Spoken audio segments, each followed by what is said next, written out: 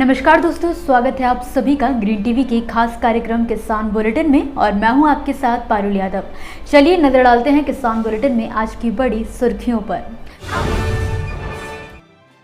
मखाना storage पर subsidy देगी बिहार सरकार, चयनित जिलों के किसानों को मिलेगा लाभ। सितंबर महीने में इन 5 सब्जियों की खेती करें किसान, कम समय में कमाएं ज्यादा मुनाफा। अब चाय की खेती करने वाले किसानों की होगी कमाई, चाय पत्ती ढुलाई के लिए सब्सिडी पर गाड़ी देगी सरकार।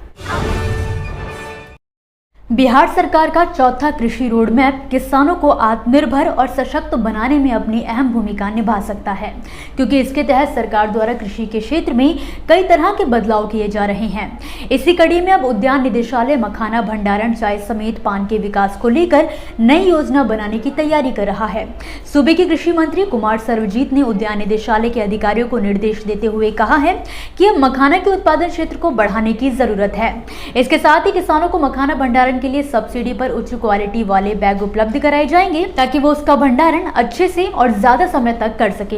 ये सारी जानकारी कृषि मंत्री ने पटना के नए सचिवालय में अपने कार्यालय कक्ष में उद्यान निदेशालय द्वारा कार्यान्वित योजनाओं की समीक्षा बैठक के दौरान दी है। इस समीक्षा बैठक में अधिकारियों को निर्देश देते हुए कहा कि धान, मक्का आदि फसलों की बुआई के आंकड़े जिस तरह से एकत्रित किए जाते हैं, उसी तरह उद्यानिकी फसलों की खेती से जुड़े आंकड़े भी इकट्ठा किए जाएं, ताकि उद्यानिकी फसलों का जिलेवार उत्पादन क्षेत्र के बारे में जानकारी मिल सके।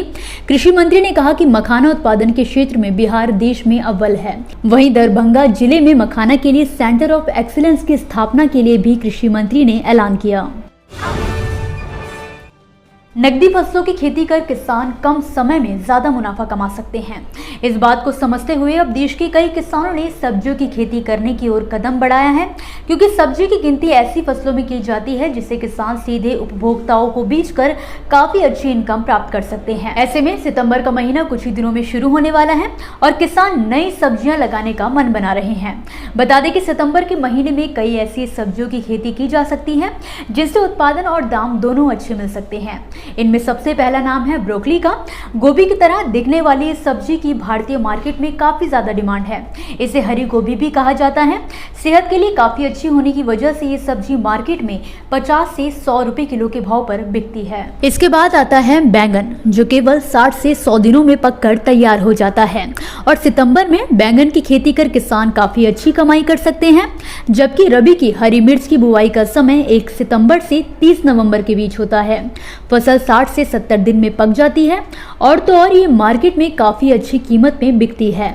इसके अलावा किसान शिमला मिर्च की खेती करके भी लाभ कमा सकते हैं। ये एक समशीतोष्ण जलवायु की फसल है। वहीं सर्दी का मौसम आने के साथ ही गाजर की डिमांड मार्केट में बढ़ जाती है। सितंबर महीने में गाजर की बुआई कर किसान दिसंबर के आखिरी सप्ताह तक उत्पादन हासिल कर सकते हैं।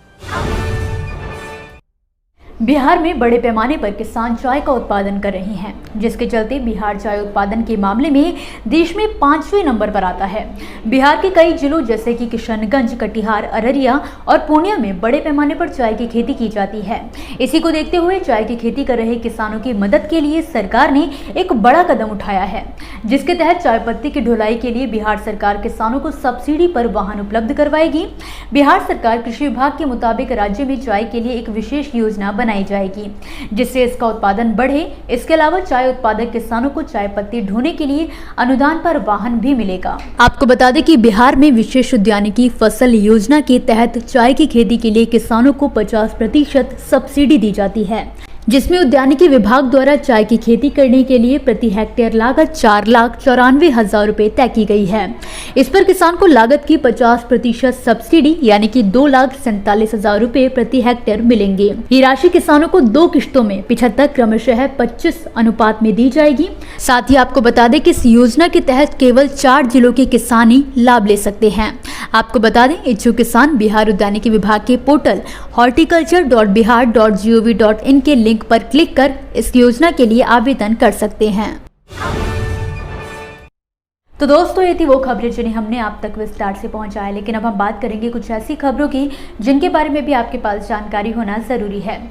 तो चलिए फटाफट से एक नजर डालते हैं खेती, किसानी और कृषि क्षेत्र से जुड़ी आज की छोटी बड़ी अपडेट्स पर।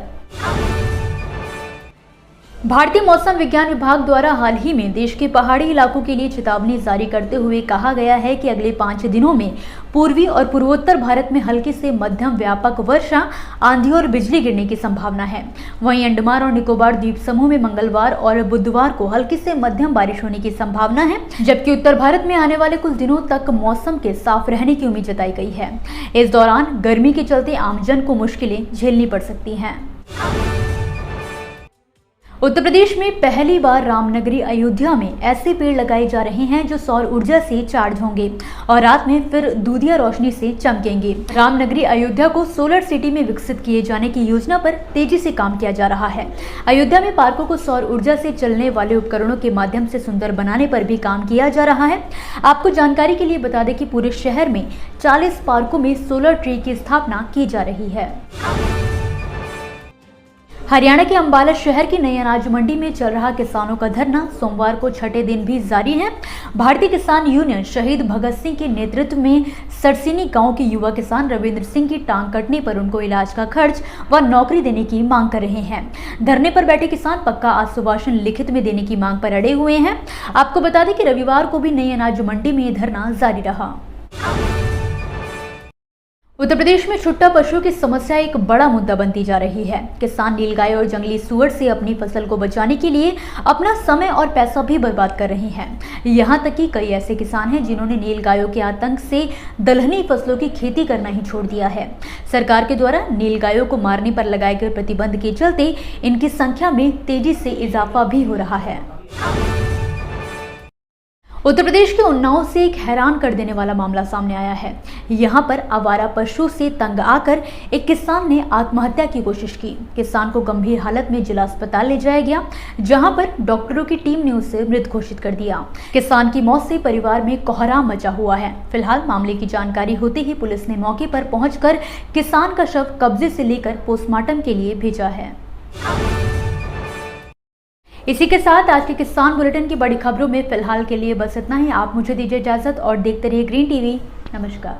देखिए ग्रीन टीवी यूट्यूब पर भी, बस सब्सक्राइब करें और बेल आइकन दबाएं।